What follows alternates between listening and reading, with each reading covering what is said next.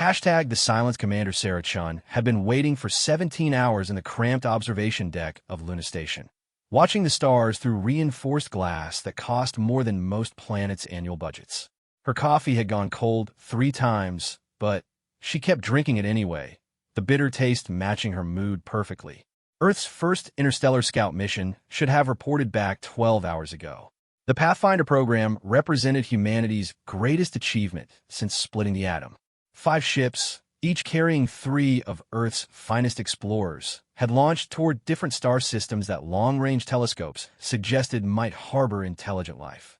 The missions were supposed to be simple: make contact, establish diplomatic relations, and return home with news that humanity wasn't alone in the universe. Sarah's fingers drummed against the metal railing as she stared at the communication array status lights.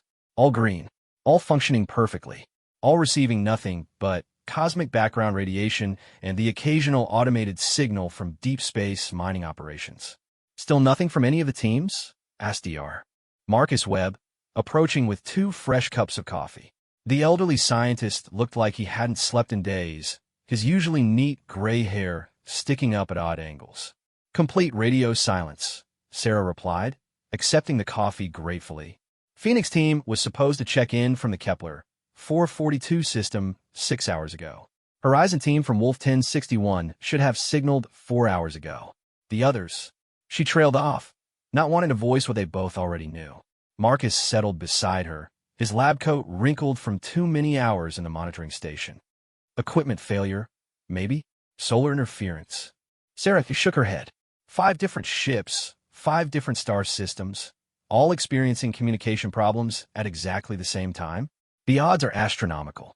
Below them, the Luna Station's main operations center buzzed with activity. Technicians ran diagnostics on every piece of equipment they could think of. Radio operators swept through frequency ranges, hoping to catch even a whisper of signal from Earth's missing children. Military personnel stood ready for orders that might never come. The silence stretched between them until Marcus cleared his throat. You know, when I was developing the faster-than-light communication system for these missions, I built in 17 different backup protocols. The chances of total communication failure are essentially 0. Then where are they? Sarah's voice came out sharper than intended. The question hung in the air like a death sentence. Both of them knew the possibilities. Equipment failure was unlikely, but possible. Getting lost was virtually impossible with the navigation systems installed.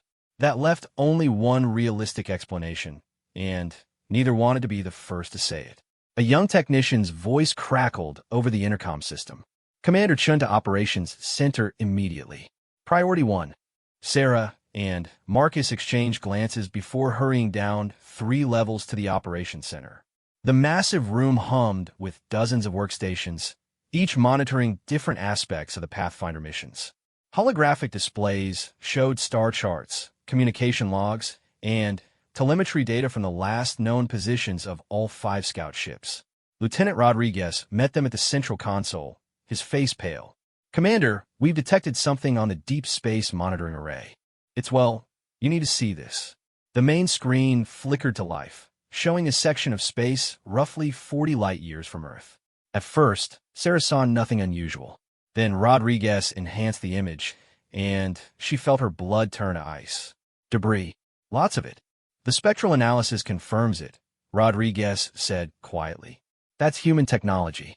Titanium steel alloy, the same composition as our scout ships. The computer estimates the debris field contains the remains of at least 3 vessels." Sarah stared at the screen, her mind refusing to process what she was seeing. How long has it been there? Based on dispersal patterns and radiation decay, approximately 18 to 20 hours. The same time frame when the ships had stopped communicating. Dr. Webb moved closer to the display, his scientific mind already working through the implications. The debris is spread across several thousand cubic kilometers. Whatever happened, it was sudden and violent. Could it have been an accident? Sarah asked, though she already knew the answer. Rodriguez shook his head. The destruction pattern is consistent with weapons fire. High-energy particle beams, based on the burn marks on the larger fragments. The operations center had gone eerily quiet. Every technician, Every operator, every officer within earshot had stopped their work to listen. Sarah could feel their eyes on her, waiting for orders, waiting for her to tell them what came next. Any signs of survivors? None detected. No emergency beacons, no life pod signals, nothing. Sarah closed her eyes and took a deep breath. When she opened them again, her expression had hardened into the mask she wore when making impossible decisions. Send a message to Earth Command. Full priority encryption.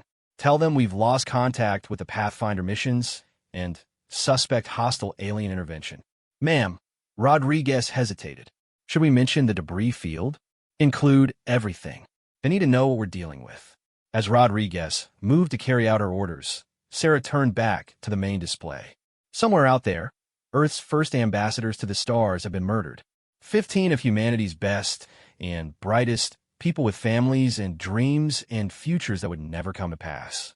But more than that, humanity had just learned they weren't alone in the universe. And whoever else was out there had already declared war. The next few hours passed in a blur of activity. Messages flew between Luna Station and Earth at the speed of light, each one carrying increasingly grim assessments of the situation. The president was briefed. The United Nations Security Council was called into emergency session. Military command across Earth began quietly mobilizing forces. Sarah found herself back on the observation deck as Earth's blue marble rose above Luna's horizon. The planet looked so peaceful from here, so fragile. Its inhabitants were going about their daily lives, unaware that their species had just suffered its first casualties in an interstellar war. Commander? She turned to find Captain Torres, the station's military commander, approaching with a grim expression. We've received new orders from Earth Command. All deep space monitoring stations are to maintain round-the-clock surveillance. Any unknown objects entering the solar system are to be tracked and reported immediately. They're expecting retaliation? Torres nodded slowly. The analysts believe whoever destroyed our scouts might try to trace their point of origin. If they do, he didn't need to finish. Earth's location was no longer a secret. Humanity had announced its presence to the galaxy, and someone had responded with overwhelming violence. Now they could only wait and watch the stars, hoping their enemies wouldn't come looking for the source of those destroyed ships. Sarah's communicator buzzed with an incoming message. Priority 1 encryption, direct from Earth Command. She opened it with growing dread, expecting new orders or updated casualty reports. Instead, she found something that made her heart skip a beat. The message was short, just 3 lines of text that changed everything. Long-range sensors detect single human ship approaching Sol system. ETA, 6 hours. Ship identification, UES Defiant, Pathfinder Team, Echo. Sarah stared at the message, reading it 3 times before the words sank in. One ship was coming home. Out of 15 brave explorers, at least 3 had survived whatever hell they'd encountered among the stars. But what had they learned out there? What had they seen? And why were they the only ones coming back? As she watched Earth rise higher above Luna's horizon, Sarah couldn't shake the feeling that everything was about to change. The Defiant was bringing more than just survivors home. They were bringing news of humanity's first contact with alien intelligence. And, judging by the debris field they'd left behind, that contact hadn't gone well. The stars suddenly seemed much less friendly than they had just 24 hours ago.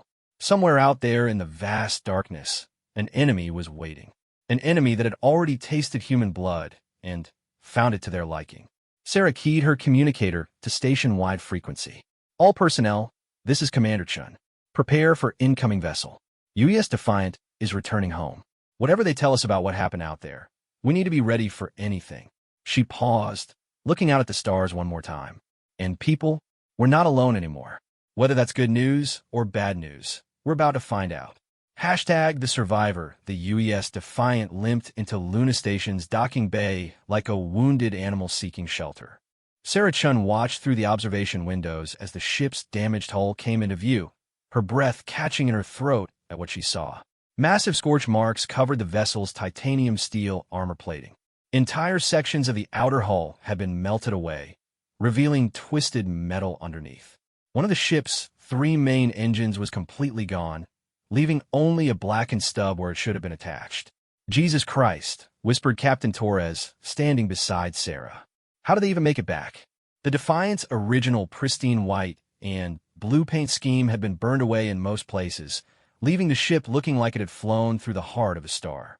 Deep gouges ran along the sides, as if something with massive claws had tried to tear the vessel apart. Sarah activated her communicator. "Defiant, this is Luna Station Command. You are cleared for emergency docking. Medical teams are standing by." Static crackled for several seconds before a voice responded. The voice was hoarse, exhausted, but unmistakably human. "Luna Station, this is Lieutenant Jake Morrison, acting captain of the Defiant. Requesting immediate debrief with Earth Command. We have information about what's out there." "Understood, Lieutenant." "Medical assistance." "Negative. We're the only survivors." The weight of those words hit Sarah like a physical blow. The Defiant normally carried a crew of 3. If Jake Morrison was the only one talking, that meant they'd lost at least 2 people. Across all 5 missions, that brought the casualty count to at least 14 souls. The docking process took 20 minutes longer than usual because of the ship's damaged maneuvering systems.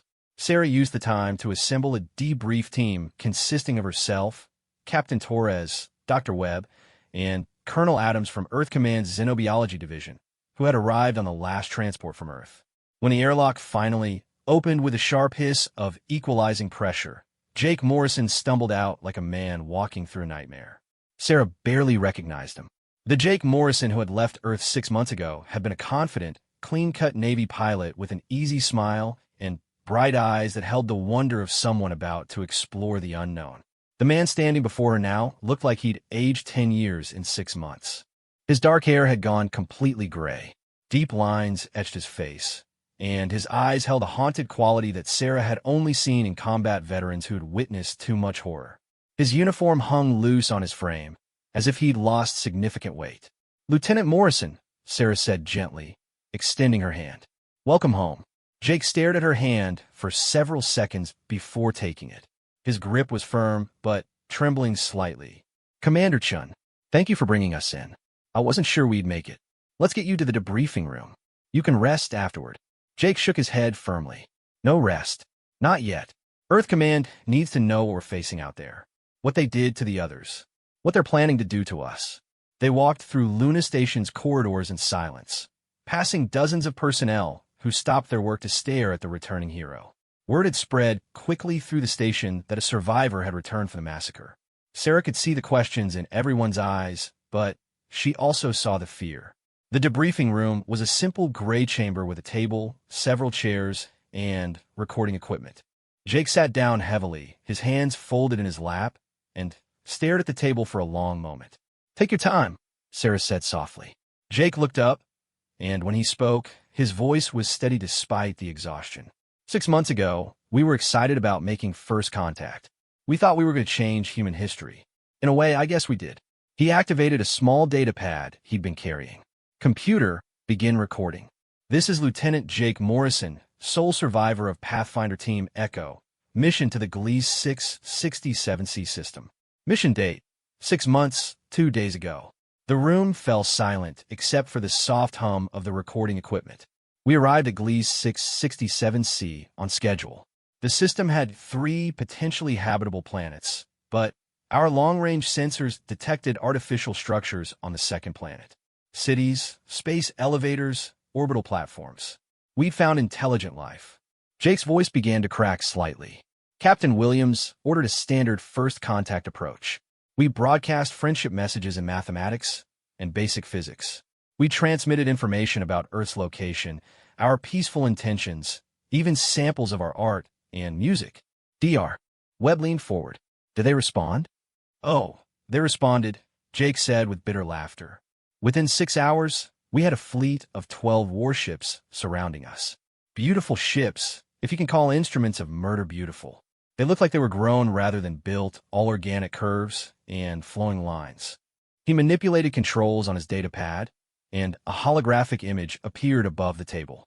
Sarah gasped at what she saw. The alien ships were indeed beautiful in a terrifying way. They resembled massive sea creatures more than traditional spacecraft, with smooth, shell-like hulls that seemed to shimmer with an internal light. Tentacle-like appendages extended from various points on their hulls, each one tipped with what were obviously weapon systems. The hegemony, Jake said, speaking the name like a curse. That's what they call themselves. The Kethvar Hegemony. They've controlled this section of the galaxy for over 10,000 years. Sarah felt a chill run down her spine. 10,000 years. They're old, Commander. Ancient. And they have a very simple policy regarding new species. Immediate extermination or complete subjugation. There is no middle ground. Jake manipulated the controls again, and the hologram changed to show a creature that would haunt Sarah's dreams for years to come. It stood roughly 8 feet tall on 4 powerful legs, with a torso that resembled a cross between an octopus and a spider. Multiple arms extended from its body, each ending in manipulator hands that looked capable of delicate work or brutal violence. Its head was elongated, with compound eyes that seemed to see everything simultaneously. Warlord Thekmar, Jake said. He commanded the fleet that intercepted us. He spoke perfect English, which should have been our first clue that we weren't their first contact with humanity. Colonel Adams spoke for the first time. You mean they'd encountered human ships before? No, Jake replied, his voice dropping to almost a whisper. They'd encountered human transmissions. Our radio and television signals have been reaching their space for decades. They've been studying us, learning our languages, understanding our weaknesses. The room fell silent as the implications sank in. Earth had been observed by hostile aliens for years without knowing it. Warlord Thekmar boarded our ship personally, Jake continued. He told us that humanity had been classified as an emerging pest species and that standard protocol required our immediate extermination. He said they'd already sent fleets to deal with our other scout ships. The debris field we detected, Sarah said. Jake nodded. Phoenix Team, Horizon Team, Stellar Team, and Aurora Team. All destroyed without warning. 15 good people murdered because we had the audacity to reach for the stars. How did you escape? Captain Torres asked. Jake's expression grew even darker. We didn't escape. We were allowed to live. Warlord Thekmar wanted to send a message to Earth.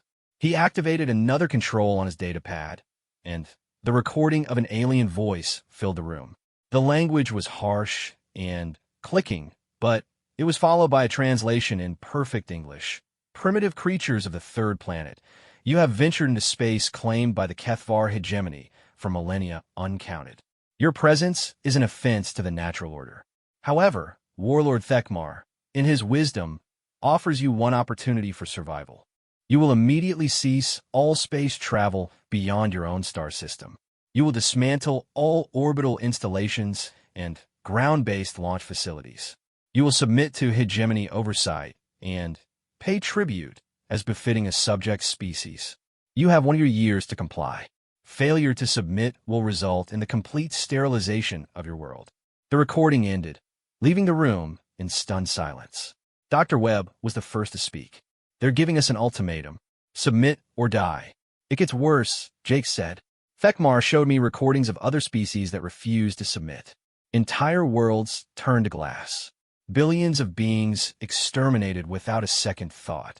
He said humanity shows promise as laborers and was offering us a rare chance at survival. Sarah felt sick. Survival as slaves.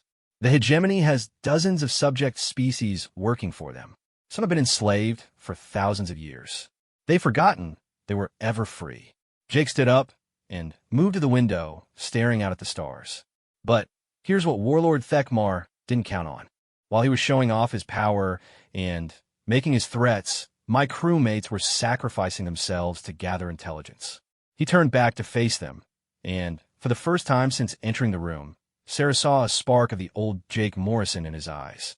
Captain Williams and Navigator Peterson died fighting to protect the ship's computer core. They made sure I could escape with complete technical specifications on hegemony ships, weapons, and defensive systems. They died so Earth could have a fighting chance. Jake activated his data pad one more time, and the holographic display filled with technical diagrams, weapon specifications, and tactical analyses. The hegemony is powerful, but they're not invincible. Their ships rely on bioneural networks that are vulnerable to specific electromagnetic frequencies. Their weapons are energy-based and can be disrupted by properly configured magnetic fields. Their armor is strong, but has weak points. Sarah stared at the data, flowing across the display. It represented the sacrifices of brave men and women who had died to give humanity hope. Most importantly, Jake continued, they underestimate us. Thekmar called us primitives and pests. He doesn't believe we're capable of real resistance. That arrogance might be the only advantage we have. Colonel Adams was already taking notes. This intelligence will be invaluable for defense planning. Defense. Jake turned to stare at the colonel. Sir, with respect, defense isn't going to be enough. The hegemony has thousands of ships and the resources of dozens of star systems. If we sit here and wait for them to come to us, we'll die. What are you suggesting? Jake's eyes blazed with an intensity that made Sarah step back. I'm suggesting we do what humans do best, sir. What we've always done when faced with impossible odds. Which is? Jake smiled, and despite everything he'd been through, it was still the smile of a fighter pilot who'd never met odds he couldn't beat. We attack first. Hashtag the preparation 8 months after Jake Morrison's return, Earth had transformed into something resembling a massive war machine. Sarah Chun stood in the command center of the newly constructed Orbital Defense Platform 1, watching thousands of workers in environmental suits swarm over the skeleton of humanity's first purpose-built warship. The U.S. Retribution stretched nearly 2 kilometers from bow to stern, its sleek black hull bristling with weapon systems that hadn't existed a year ago. Earth's brightest minds had taken Jake's stolen hegemony data and used it to revolutionize human military technology in ways that should have taken decades. How much longer until she's ready? Asked Admiral Harrison, the gruff former submarine commander who now led Earth's hastily assembled space defense force. Sarah consulted her tablet. Engineering says 3 more weeks for the primary systems. Another 2 weeks for full combat readiness. Not fast enough. Harrison pointed at the tactical display showing the outer solar system. Long-range sensors are detecting gravitational anomalies near Pluto. Either we're about to discover new physics, or the hegemony is starting to probe our defenses. The past 8 months have been a blur of frantic activity. Every major nation on Earth had contributed resources to the largest military buildup in human history. The international cooperation was unprecedented, born from a knowledge that species survival was at stake. Jake Morrison entered the command center, his lieutenant's bars replaced by the eagles of a full colonel. He'd aged again in the months since his return, but it was a different kind of aging now. Where before he'd looked haunted and broken, now he looked like a man carrying the weight of humanity's future on his shoulders. Admiral, we've completed the first live-fire tests on the new electromagnetic pulse cannons, Jake reported. The results are even better than we hoped. The EMP burst completely disabled the test target's bioneural networks, just like in the simulations. Sarah pulled up the test footage on the main screen. The target had been a captured asteroid fitted with hegemony-style bioneural control systems that Earth scientists had reverse-engineered. When hit by the EMP cannon's focused electromagnetic pulse, the entire system had shut down instantly. Outstanding, Admiral Harrison said. What about the magnetic disruption fields? Also successful. We can create localized areas where hegemony energy weapons simply won't function. The field generators are being installed on all major defensive platforms. Dr. Webb approached their group, carrying a thick folder of technical specifications. His hair had gone completely white in the past months, but his eyes held an excitement that Sarah hadn't seen since before the crisis began. Admiral, I have the final reports from the Prometheus project, Webb said, using the code name for their most ambitious undertaking. Sarah felt her pulse quicken. The Prometheus project represented humanity's biggest gamble, a plan so audacious that it bordered on insanity. Tell me we're ready, Harrison said. Webb nodded. The prototype is complete and ready for field testing. If the calculations are correct, we can deploy it against a full hegemony fleet. Jake looked skeptical. Are you sure about this, Doc? The power requirements alone. I've run the numbers 1,000 times, Webb replied firmly. It will work. The question is whether we'll survive long enough to use it. Sarah had seen the Prometheus project under construction in a hidden facility on Earth's far side of the moon. It was unlike anything humanity had ever built, a weapon system that pushed the boundaries of known physics. If it worked, it could level the playing field against the hegemony. If it failed, Earth would lose its best chance at survival. A communication alert chimed through the command center. Admiral, Incoming priority transmission from Deep Space Monitoring Station 7. Put it through. The main screen flickered to show Lieutenant Commander Park, the officer in charge of the solar system's outermost sensor array. Her usually calm demeanor was replaced by barely controlled panic. "Admiral, we have multiple contacts entering the solar system. Large vessels, approximately 12 in number, approaching from the direction of Alpha Centauri." Sarah felt the blood drain from her face. "Estimated time to Earth? At current velocity, approximately 6 days. Sir, these ships match the configurations Colonel Morrison provided from his encounter with the hegemony." Jake stepped closer to the screen. "Can you give me detailed scans of the lead ship?" "Uploading now, Colonel." The data appeared on Sarah's console, and she immediately cross-referenced it with Jake's intelligence files. Her worst fears were confirmed within seconds. "It's him," Jake said quietly. "Warlord Thekmar's flagship. The biosignatures are identical to the ship that massacred my crew." Admiral Harrison's expression hardened into granite. "All stations, this is Admiral Harrison. Condition red. I repeat, condition red. All personnel to battle stations. This is not a drill." Alarms began wailing throughout the orbital platform as thousands of people sprang into action. Sarah watched the organized chaos of humanity preparing for its first interstellar war, and despite the terror gnawing at her stomach, she felt a surge of pride.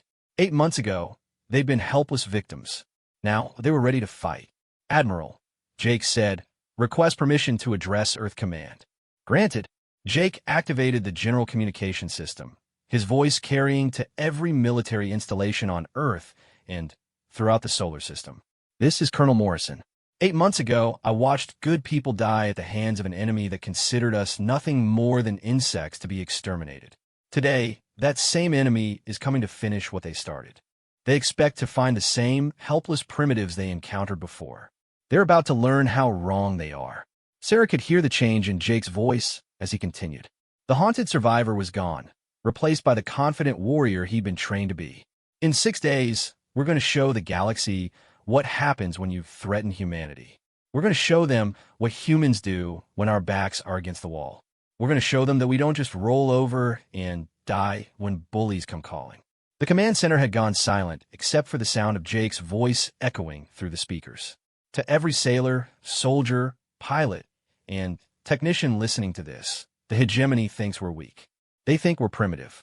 They think we'll beg for mercy when their ships darken our skies. Let's prove them wrong. Jake paused, and when he continued, his voice carried the weight of human history. "Our ancestors fought saber-toothed tigers with pointed sticks. They crossed oceans in wooden boats to explore unknown continents. They built cities in deserts and flew machines into space when everyone said it was impossible. We are the descendants of explorers, fighters, and survivors. Today, we carry that legacy to the stars." Dr. Webb was furiously taking notes, but Sarah could see tears in his eyes. Around the command center, hardened military officers stood straighter, their faces set with determination. "The enemy is coming," Jake continued. "They have better ships, better weapons, and thousands of years of military experience. But they don't have what we have. They don't have the desperation of a species fighting for its very existence. They don't have the fury of a people who've already lost friends and family to their cruelty. And they sure as hell don't have the stubborn human refusal to give up when the odds are impossible."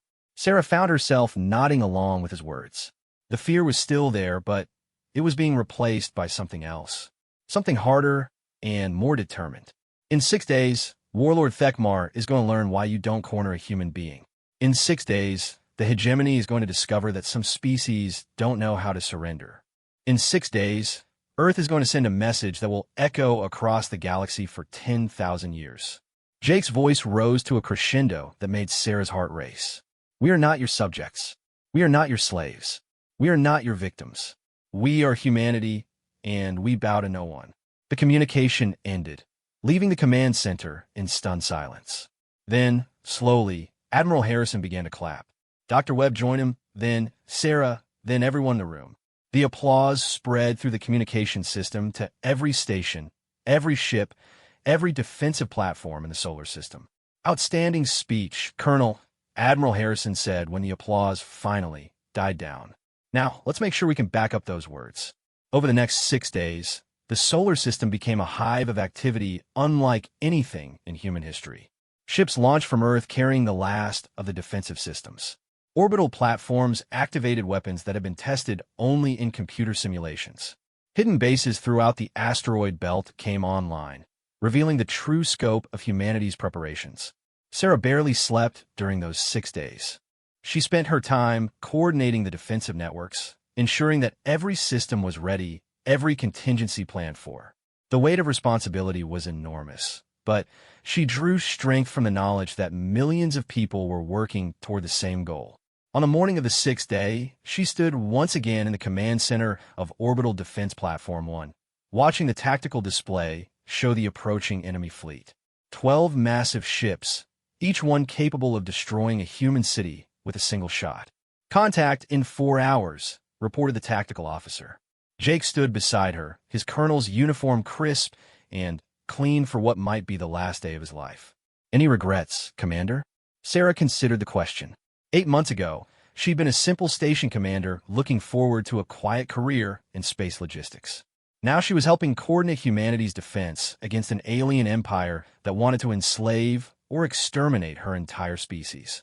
"None," she said firmly. "We gave them a chance to leave us alone. They chose war. Now they get to see what we're capable of." Jake smiled, and for the first time since his return, it was the fearless grin of a pilot who loved impossible odds. "Then, let's give them a show they'll never forget." The battle, the hegemony fleet dropped out of faster-than-light travel at the edge of the solar system like a pack of predators approaching wounded prey.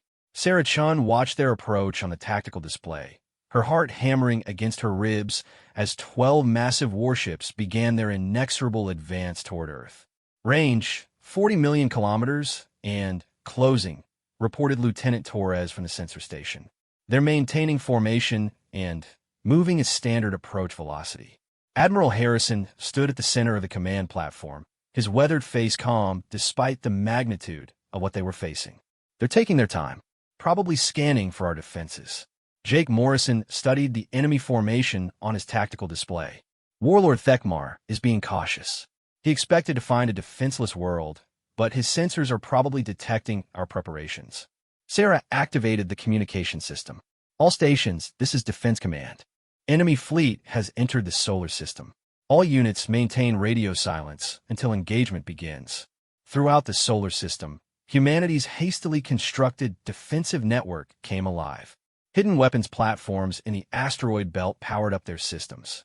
The massive railguns on Luna began tracking calculations. Deep space fighters launched from concealed bases, their pilots ready to face odds that would have been considered suicide missions just months ago. The UES Retribution, humanity's first true warship, moved into position near Earth's orbital platforms. Captain Williams, named in honor of Jake's fallen commander, led a fleet of smaller vessels that had been converted from mining ships and cargo haulers into something resembling a navy. "Admiral," came a transmission from the Retribution. "All weapons systems are green. Crews are ready." "Acknowledged, Retribution. Remember, wait for the signal." Sarah checked her chronometer. The hegemony fleet was still 6 hours away from Earth, but their weapons had considerably longer range than human technology. The battle could begin at any moment. "Admiral," Jake said quietly, "I'm reading elevated energy signatures from the lead ships. They're powering up their primary weapons." On the tactical display, the 12 alien vessels began to spread out into an attack formation. Their organic-looking hulls started to glow with an internal light that pulsed like a heartbeat. "Range, 20 million kilometers," Torres reported. "Still closing." Harrison activated his command console. "All stations, prepare for incoming transmission. They're probably going to offer us one last chance to surrender." The main screen flickered and filled with the image that had haunted Jake Morrison's nightmares for 8 months. Warlord Thekmar stood on the bridge of his flagship, his compound eyes gleaming with predatory intelligence. His 4 arms gestured gracefully as he spoke, each movement precise and calculated. "Primitive humans," Thekmar's translated voice filled the command center. "I had hoped to find your world in compliance with our previous instructions. Instead, I detect the crude preparations of species too ignorant to understand its place in a natural order. Sarah felt a chill run down her spine as the alien warlord continued his speech. You have built weapons that cannot harm us. You have prepared defenses that cannot stop us. You have united your pathetic species in a futile gesture that will only delay your inevitable submission. The image zoomed in on Thekmar's face, showing the alien equivalent of a cruel smile. However, I am not without mercy. Surrender now, and I will permit 10% of your population to survive as laborers for the hegemony. Continue this foolish resistance, and I will sterilize every world in your system, leaving nothing but empty space where your civilization once stood. Admiral Harrison stepped forward. Open a channel. Sir, Sarah said uncertainly. Are you sure about this? I wanted to see what he's dealing with. The communication system activated, and Harrison's image appeared on screens throughout both fleets. Warlord Thekmar, Harrison said in a steady voice. This is Admiral Harrison of the Earth Defense Force. I have a counter-offer for you. Thekmar's compound eyes seemed to register surprise. Clearly, he hadn't expected a response. Turn your ships around and leave our solar system immediately, Harrison continued. Never return. Never threaten human worlds again. Do this, and we won't destroy your entire fleet. A sound emerged from Thekmar's throat that Sarah's translator identified as laughter. Admiral Harrison, your species' arrogance continues to amuse me. You threaten me with destruction using weapons that are barely more advanced than chemical explosives. Very well. Since you insist on learning through pain, I shall provide a demonstration of real power. The transmission ended, and alarms immediately began wailing throughout the command center. Energy spike on the lead ship. Torres shouted. They're targeting Luna Station. Sarah watched in horror as the hegemony flagship's primary weapon charged up. The entire front section of the alien ship began to glow like a small star, building energy for a shot that could vaporize Luna's largest installation. All units, Harrison commanded, execute Plan Alpha. Repeat, execute Plan Alpha. The response was immediate and devastating. Hidden weapons platforms throughout the asteroid belt opened fire simultaneously. Hundreds of railgun projectiles, launched from concealed positions, streaked toward the hegemony fleet at significant fractions of light speed. Each projectile was nothing more than a chunk of metal accelerated to incredible velocity, but they hit like nuclear weapons. The first wave struck the alien ship's shields, causing ripples of energy to cascade across their bioneural defensive systems. The projectiles themselves were destroyed on impact, but the kinetic energy transfer was enormous.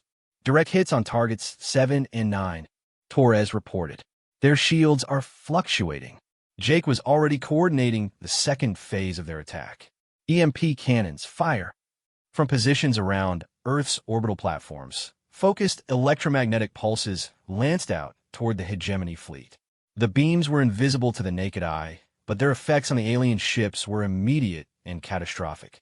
Two of the smaller hegemony vessels suddenly went dark as their bioneural networks were completely disrupted. Without their living computer systems, the ships became nothing more than floating hulks, their weapons offline, and their shields failing. Confirmed kills on targets 4 and 11. Sarah shouted, unable to keep the excitement out of her voice. But Thekmar's response was swift and brutal. The remaining 10 ships opened fire with every weapon they possessed, sending streams of deadly energy toward Earth's defensive positions. The first barrage struck Luna Station's primary shield generators, overloading them in seconds and causing massive explosions across the lunar surface. Sarah watched in horror as entire sections of the base where she'd served for years disappeared in balls of superheated plasma. Luna Station is taking heavy damage, came a frantic transmission. Shields are down. We're evacuating non-essential personnel. Admiral Harrison's voice cut through the chaos. All units, implement Plan Beta. Release the Hounds. Throughout the solar system, hidden launch bays opened to reveal humanity's secret weapon, drone fighters. Not the crude remote-controlled aircraft of previous centuries, but sophisticated AI-driven combat units that had been built using technology reverse-engineered from hegemony systems. Thousands of the sleek, black fighters poured out of concealed bases, their small size making them nearly impossible to track effectively. Each one was armed with human-built plasma cannons and guided by artificial intelligence that had been programmed with every scrap of tactical knowledge humanity possessed. Drone fighters are engaging the enemy fleet, Jake reported. They're swarming targets 1 through 6. The tactical display lit up with thousands of tiny contacts surrounding the massive hegemony ships like angry insects. The alien vessels tried to swat them down with point defense weapons, but there were too many targets moving too fast. Several drones managed to penetrate the defenses of the hegemony ships and detonate their plasma warheads against the aliens' hulls. The explosions were small compared to the massive vessels, but they were precisely targeted at weak points Jake had identified during his captivity. Target 3 is showing structural damage, Torres announced. They're losing atmosphere. But even as they celebrated small victories, Sarah could see that the battle was far from over. The hegemony ships were adapting to human tactics, their bioneural systems learning and evolving in real time. The alien vessels began coordinating their point defense systems, creating overlapping fields of fire that destroyed drone fighters by the dozens. Admiral, Jake said urgently, we're losing too many drones. At this rate, we'll run out of fighters before we can seriously damage their fleet. Harrison nodded grimly. Time for Plan Gamma. Signal the retribution. Captain Williams' voice crackled over the communication system. Admiral, the retribution is ready to engage. All guns are charged, and targeting solutions are locked. Take us in, Captain.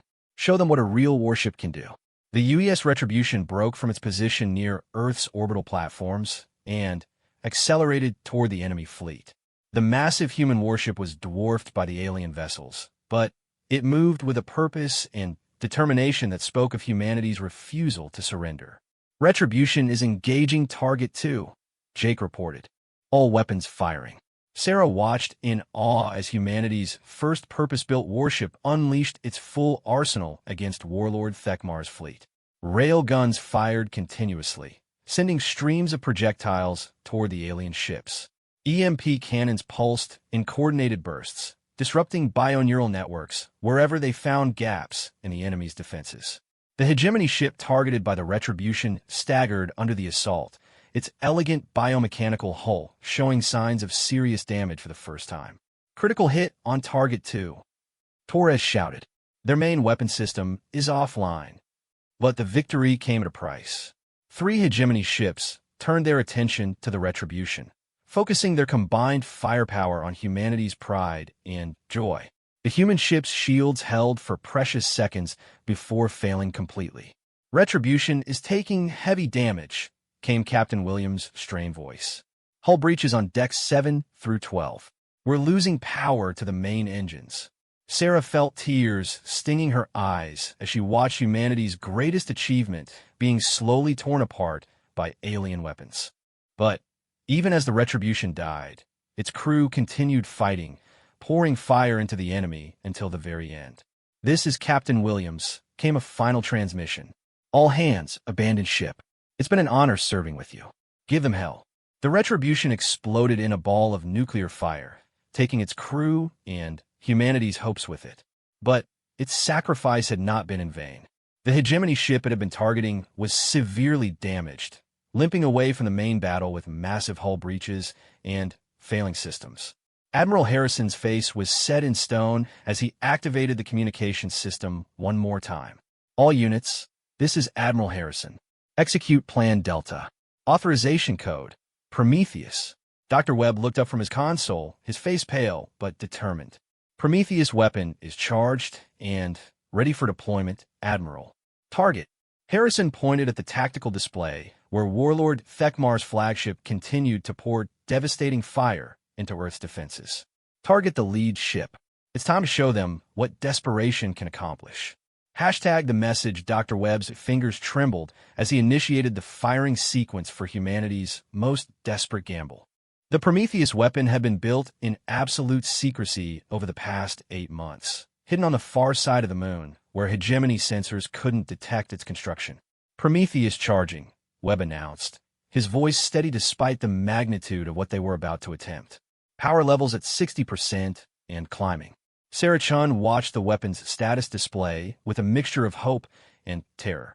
The Prometheus system was based on theoretical physics that had been purely academic just months ago. If their calculations were wrong, the weapon would do nothing. If they were right, it would change the course of the battle in ways the hegemony couldn't imagine. Admiral Jake Morrison called from his station. The enemy flagship is targeting our position directly. Warlord Thekmar knows we're up to something. On the main screen, the massive hegemony vessel was turning its primary weapon toward Earth's orbital defenses. Energy was building along the alien ship's biomechanical hull, like liquid fire, preparing to deliver a blow that would cripple humanity's command structure. Power at 80%, Webb reported. 15 seconds to full charge. Admiral Harrison stood at the center of the command platform, his weathered face calm despite the chaos erupting around him. All defensive platforms, concentrate fire on the flagship. Buy us those 15 seconds. Every human weapon within range opened fire on Thekmar's ship simultaneously. Railgun projectiles, EMP blasts, plasma bolts, and conventional missiles created a storm of destruction that would have annihilated any human vessel instantly.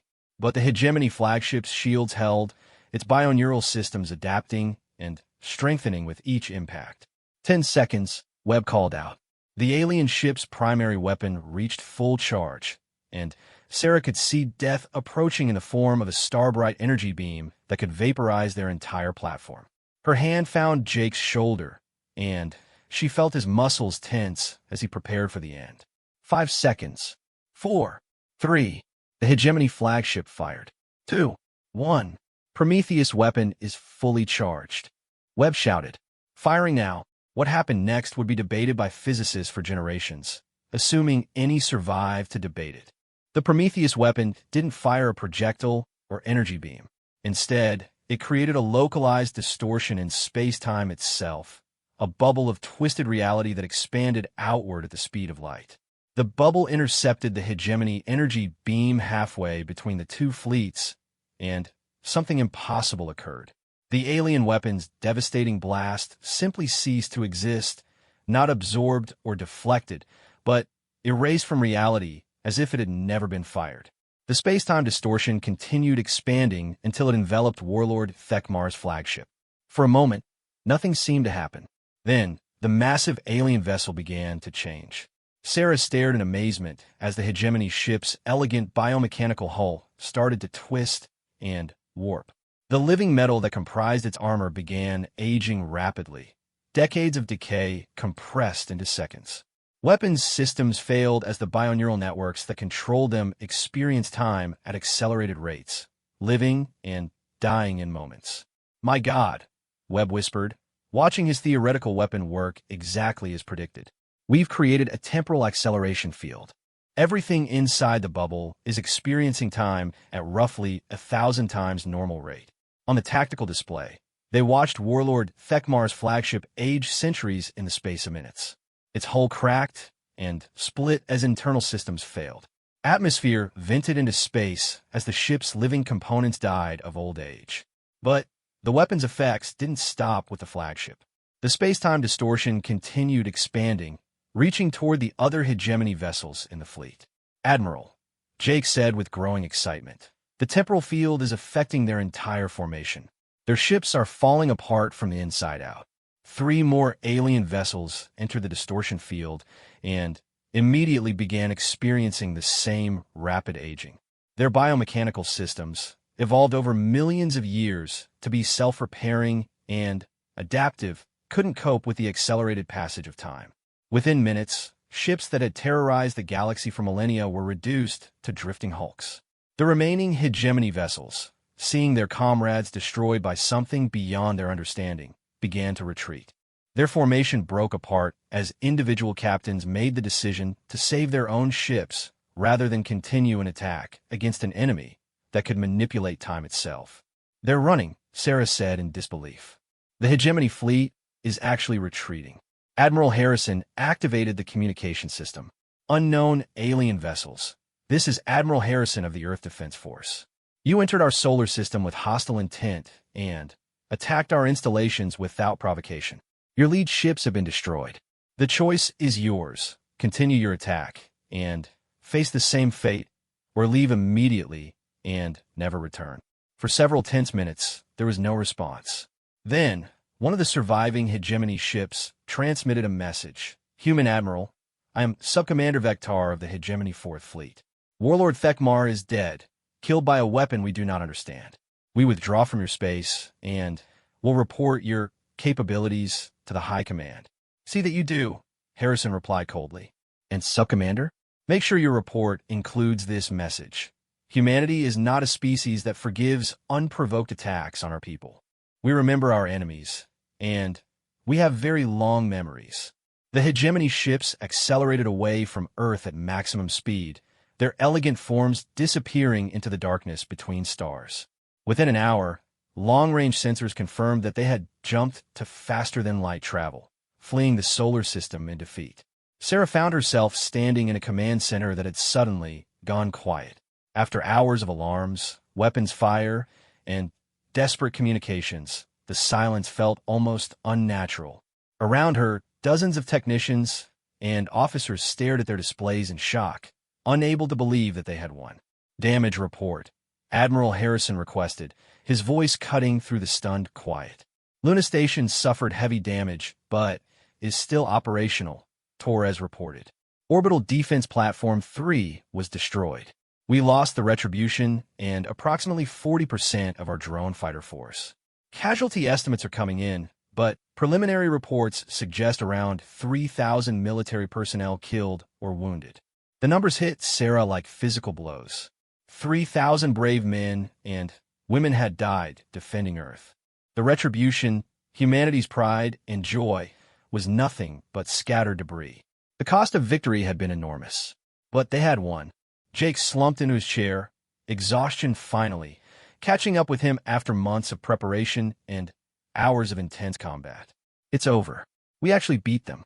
Dr. Webb was studying readouts from the Prometheus weapon, his scientific mind already analyzing the results. The temporal distortion field is dissipating on its own. Within 6 hours, the affected area should return to normal spacetime. He paused, looking up with wonder in his eyes. We did it. We actually manipulated time itself. Admiral Harrison moved to the Central Communication Console. This is Admiral Harrison to all Earth Defense Force units. The enemy has been defeated and driven from our solar system. Well done, everyone. Your courage and sacrifice have saved our world. He paused, then continued with a voice that carried throughout the solar system and down to Earth itself. This is also a message for anyone listening on Earth. Your sons and daughters in space have faced the impossible and prevailed. The alien threat that sought to enslave or destroy our species has been turned back. We are safe. We are free. And we have announced to the galaxy that humanity will not be conquered. Over the next several days, as the solar system began to return to something resembling normal, Sarah found herself thinking about the broader implications of what they'd accomplished. Word of the battle would spread throughout hegemony space, carried by the survivors of Thekmar's fleet. Jake joined her on the observation deck where this had all begun 8 months earlier, both of them looking out at stars that seemed somehow different now. Do you think they'll be back? Sarah asked. Jake was quiet for a long moment, considering the question. Maybe. Probably. But not for a while, and not with the same arrogant assumptions they had before. He gestured toward the debris field where Warlord Thekmar's flagship had died. That's not just wreckage out there. It's a message. It's proof that humans don't surrender, don't submit, and don't go quietly into anyone's idea of slavery. Sarah nodded slowly. And the Prometheus weapon? Dr. Webb says we can build more, bigger ones. The hegemony thinks they control this part of the galaxy, but they just learned that time itself can be turned against them. Jake's expression hardened with determination. We're not just going to defend Earth anymore, Commander. We're going to make sure this never happens to any other species. 3 months later, the first human exploration vessels launched toward hegemony space, carrying weapons that could age enemy ships to death, and crews that had learned what desperate humans were capable of accomplishing. The ships carried a simple message that would soon echo across the galaxy. Humanity had tasted freedom among the stars, and no alien empire would ever take that away from them. The hegemony had wanted to enslave a primitive species they considered beneath notice. Instead, they had awakened something that would haunt their nightmares for generations to come. Humans with nothing left to lose and the technology to make their enemies pay for every drop of blood spilled. As Sarah watched the exploration fleet disappear into the darkness between stars, she smiled. The galaxy was about to learn what the Kethvar hegemony had discovered the hard way. Never threaten Earth's children. Humans remember everything, forgive nothing, and always hit back harder than they were hit. The age of human expansion into the galaxy had begun, and it would be written in the ashes of those who had tried to stop it.